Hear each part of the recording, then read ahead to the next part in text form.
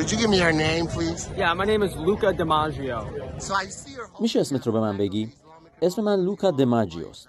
میبینم که پرچم جمهوری اسلامی ایران رو در دست داری. چرا؟ من اینجا علیه اسرائیل تظاهرات میکنم و به اعتقاد من ایران به واقع ضد صهیونیستی ترین کشور دنیاست. چقدر در Iran, how much do you know about Iran? می‌دونم که در دهه 70 میلادی یک انقلاب داشتن، انقلابی که از نظر سیاسی خیلی متنوع بود و جمهوری اسلامی ایران به دست آیت الله فقید خمینی تأسیس شد.